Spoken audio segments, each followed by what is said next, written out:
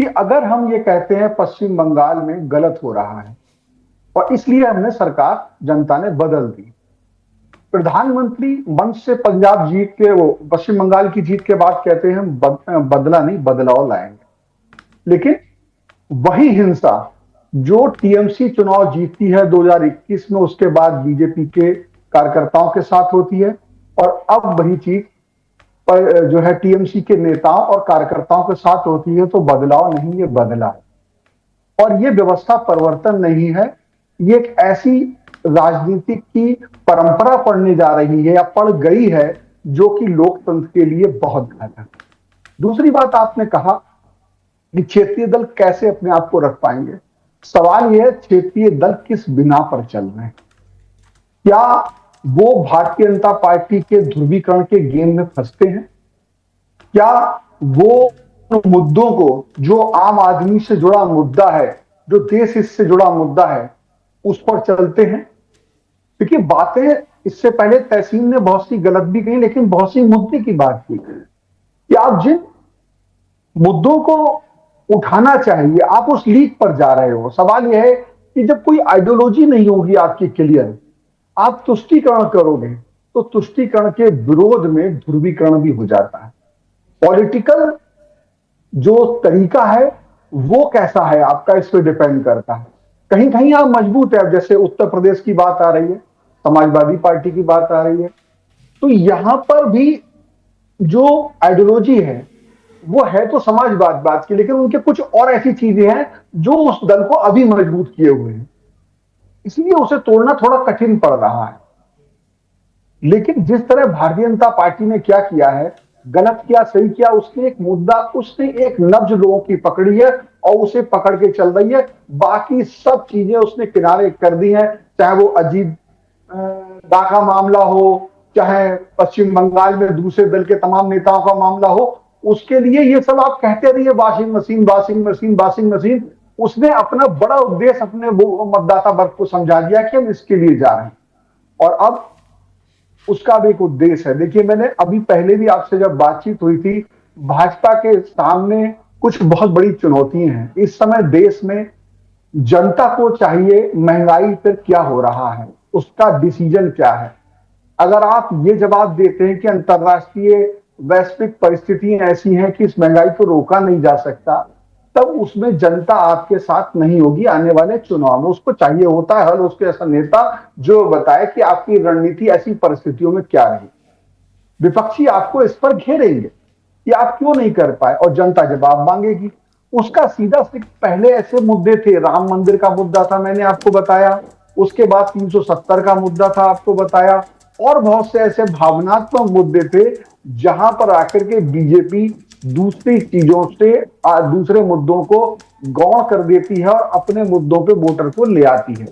उसके बाद कई बार ऐसा होता है चुनाव में, जो जब हिंदुत्व का मुद्दा, देखिए आज भी क्या कह रहे हैं, जो अभी भी सांसद 6 शिवसेना के गए हैं, उन्होंने उसी मुद्दे को पकड़ लिया कि बाला साहब ठाकरे की पार्टी जो थी, जिसका जो उद्देश्य था, जो आइडियोलॉजी थी, उससे हटते हटते यहां पे आ गई कि संजय राउत ये कहते हैं टीएमसी को कांग्रेस में शामिल हो जाना चाहिए और हमें लगता था एक दिन ये शिवसेना कांग्रेस में शामिल हो जाएगी।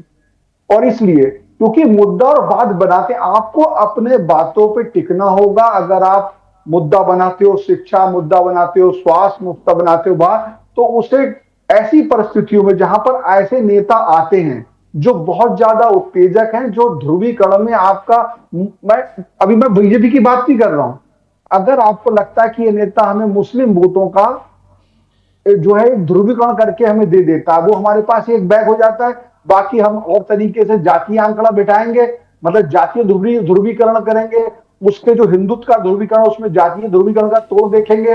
और उसके बाद इस जोड़ तोड़ से जब राजनीति करते हो तो इसमें आपके पास किसी के अंदर कोई भी विचारधारा नहीं होती है, जीतने की विचारधारा होती है।